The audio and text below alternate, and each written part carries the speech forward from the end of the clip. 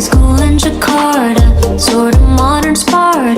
Had no chance against the teenage suburban armadas. We were a sonata, thanks to tight-lipped fathers. Yeah, living under that was hard, but I loved you harder. High school in Jakarta, an elaborate saga. I still hate you for making me. Assalamualaikum warahmatullahi wabarakatuh. Hai teman-teman, kami dari kelompok 2 Proyek Penguatan Profil Pelajar Pancasila dengan tema Bangunlah Jiwa Olahragaku dan tema kelas yaitu Pesta Neutensias.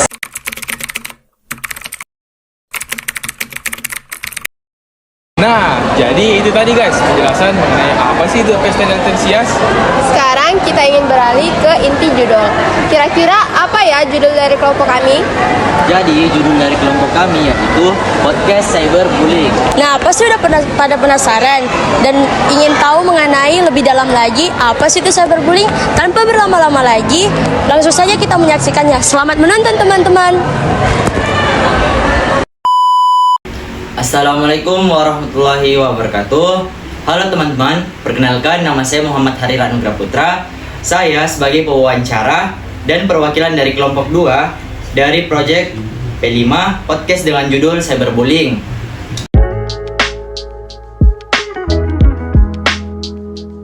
Sebelum kita memasuki lebih dalam mengenai cyberbullying, kita harus mengetahui pengertian dari cyberbullying tersebut. Apa sih itu cyberbullying? Cyberbullying adalah tindakan perundungan yang terjadi di dunia maya. Umumnya tindakan ini terjadi di media sosial, game online, dan platform lainnya. Nah teman-teman, pada hari ini kita kedatangan beberapa narasumber. Yaitu yang pertama ada Nurhaliza dari SMA Negeri 3 Makassar. Hai teman-teman, perkenalkan nama saya Nurhaliza, salah satu siswi SMA Negeri 3 Makassar dan juga di kelas 11-10. Saya sebagai narasumber di tema podcast Cyberbullying kali ini.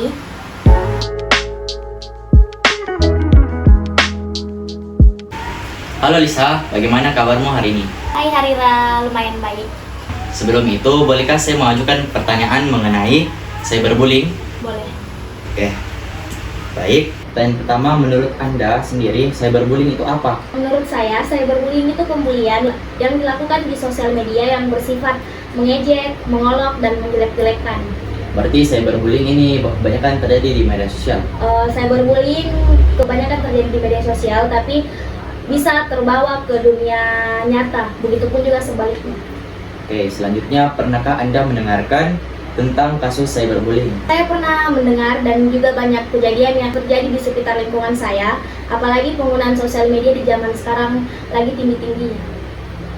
Kira-kira apa faktor yang membuat orang tersebut melakukan cyberbullying? Ada banyak faktor yang menjadi alasan kenapa mereka melakukan cyberbullying. Di antaranya itu bisa karena dia iseng ataupun juga dia sakit hati dengan si korban ataupun merasa kesal di dunia nyata hingga terbawa ke media sosial. Menurut Anda, apa dampak negatif yang didapatkan dari kegiatan cyberbullying? Ada banyak dampak negatif, di antaranya kepada dampak psikologis si korban. Si korban tersebut jadi mudah marah, gelisah, dan juga dampak sosial, mereka jadi membatasi diri dan juga tidak pede dengan dirinya. Nah, tadi kan dampak negatifnya. Kira-kira apakah ada pencegahan dari tindakan cyberbullying tersebut? Ada banyak cara, diantaranya harus menaikkan value diri, memprotek sosial media, dan juga memfilter pertemanan kita di sosial media dan juga di dunianya. Selanjutnya, ketika kita mendapatkan tindakan cyberbullying, apakah kita harus membalas tindakan tersebut atau tidak? Menurut saya kita tidak perlu membalas dan membuang waktu. Cukup kita memfilter kembali pertemanan kita di media sosial saja. Nah, menurut Anda, apa penanganan yang tepat untuk pelaku dan korban dari cyberbullying? Untuk pelaku yang utama itu tergantung lagi alasannya dia melakukan cyberbullying tersebut. Jika karena dia iseng, boleh mungkin teman atau kerabat terdekatnya menasehati dan membantu untuk tidak melakukan hal tersebut jika hanya untuk iseng, karena itu berdampak pada kesehatan mental si korban. Kalau untuk korban, cukup yakinkan kalau itu bukan salahmu dan juga jangan menanggapi atau membalas, cukup simpan buktinya saja dan katakan pada orang tersebut untuk stop dan berhenti melakukan cyberbullying tersebut. mencari pertolongan seperti pihak-pihak terkait, ke psikiater, psikolog, ataupun orang-orang yang terlibat di cyberbullying tersebut. Dan jangan lupa protek akun sosial media dan juga memfilter kembali teman-teman sosial media. Nah, teman-teman, pada kesempatan kali ini juga kita kedatangan satu narasumber yang mendapatkan tindakan cyberbullying. Pada Chelsea dipersilakan. Hai Chelsea. Halo Chelsea. Halo. Bagaimana kabarnya hari ini? Alhamdulillah sehat. Cel, bisakah Anda menceritakan pengalaman Anda mendapatkan kasus cyberbullying? Boleh. Jadi ini awalnya saya mau menceritakan pengalaman pembulian saya dari dunia maya ke dunia nyata. Jadi pada saat itu mengikuti lomba cerdas cermat tingkat kota pada saat di itu hari, dan di situ awal mula perkaranya itu dari grup WA, aplikasi WA. Nah, di situ banyak yang tidak suka saya mengikuti seleksi cerdas cermat itu, entah karena hal apa mereka tidak menyukai saya.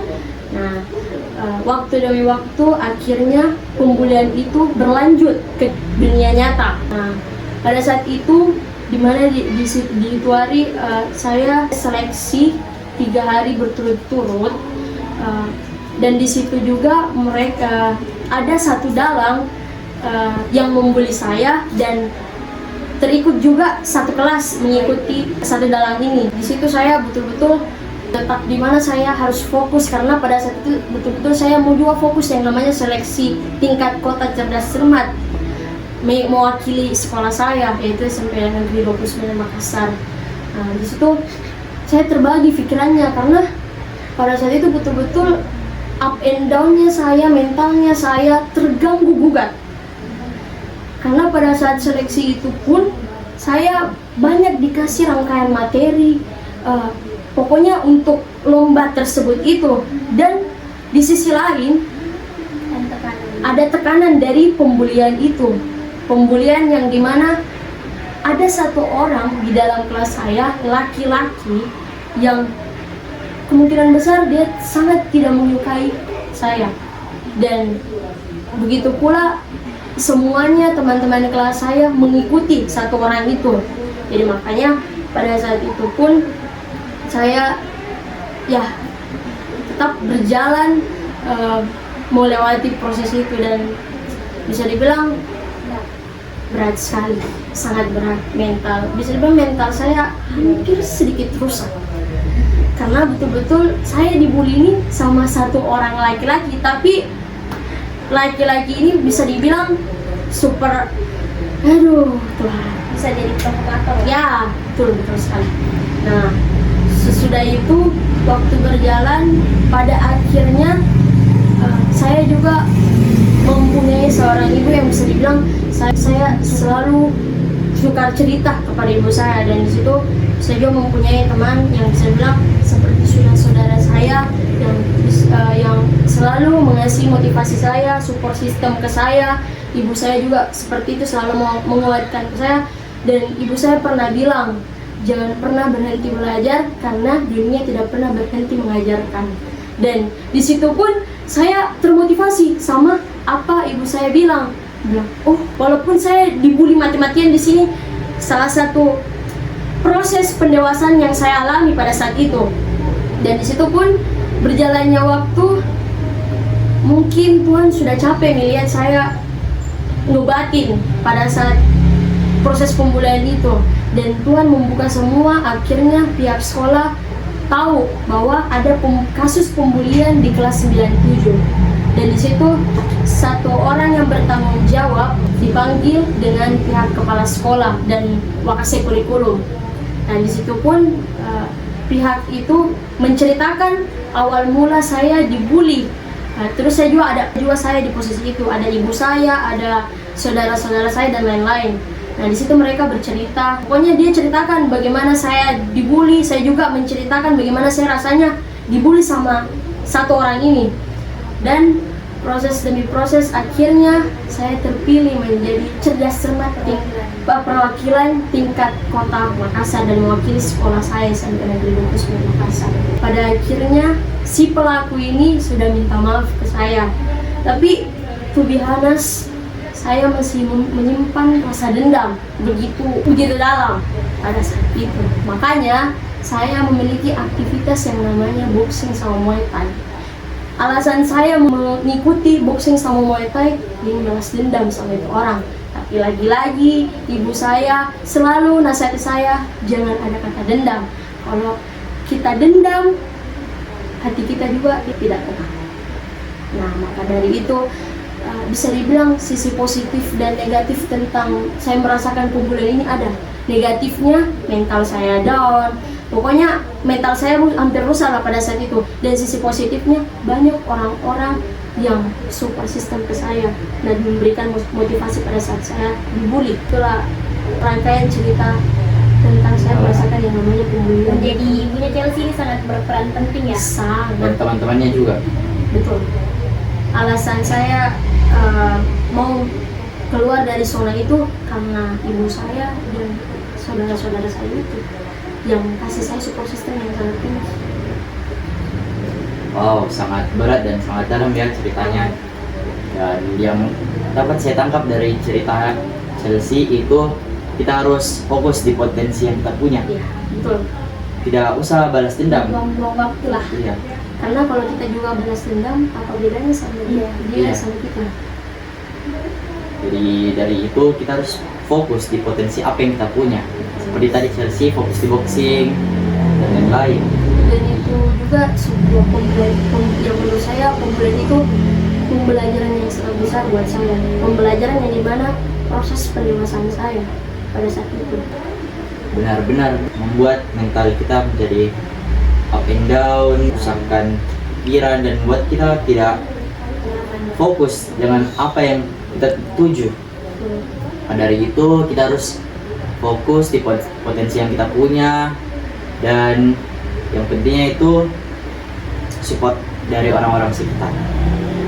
Dan jangan lupa juga untuk yang mungkin di luar sana merasakan hal yang sama seperti saya, pokoknya jangan pernah mau, dan pasti ada rasa downnya atau rasa kayak patah semangat ataupun rasa kayak betul-betul terganggu dalam pembulian seperti itu, tapi jangan lupa yang namanya be yourself. Nah, Chelsea terima kasih telah menceritakan pengalamannya mendapatkan tindakan cyberbullying. Saya mengucapkan terima kasih dan turut prihatin dengan ceritanya. Nah, teman-teman, saatnya kita beralih ke pertanyaan-pertanyaan yang diisi oleh teman-teman sekalian di question box Instagram Eltensias. Jadi yang pertama itu ada dari Tasya Kurnia. Bagaimana caramu melaporkan kasus cyberbullying yang terjadi kepada temanmu? Kalau misalkan di lingkungan sekolah, bisa kita laporkan ke pihak-pihak seperti guru BK dan lain-lain. Kalau di lingkungan rumah ataupun luar sekolah, mungkin kita bisa bantu melalui orang tua ataupun teman-teman terdekat korban. Gitu. Nah, selanjutnya pertanyaan kedua dari _Sari Amelia. Bagaimana cara agar tidak terjadi cyberbullying menurut? Kalau menurut saya itu semua lagi tergantung dari diri sendiri. Mana kita berperilaku, terus bagaimana kita beretika di sosial media. Itu semua lagi ketergantungan pada diri sendiri. Dan juga bagaimana kita memfilter dan memprotek sosial media kita. Pertanyaan selanjutnya dari @Rehan Nabil. Apakah cyberbullying berdampak bagi kesehatan mental seorang? Sangat berdampak. Karena kenapa saya bilang sangat berdampak? Ya, itu kan bisa dibilang kalau kita di dalam cyberbullying itu kan yang tersensitifnya itu tekanan mental, tekanan otak. Itu bisa berdampak fatal kalau misalnya cyberbullying yang betul-betul kayak melebihi nih batas dari itu pembulian. Nah, teman-teman, itu tadi cerita dan pengalaman serta pertanyaan-pertanyaan dari teman-teman Instagram mengenai cyberbullying. Terima kasih kepada Chelsea dan Lisa atas kesempatannya pada hari ini. Selanjutnya nantikan episode 2 dari Cyberbullying. Dadah. Nah, teman-teman, jadi itu tadi episode 1 podcast Cyberbullying.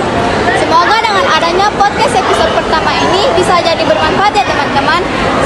Sampai jumpa di episode kedua. Bye.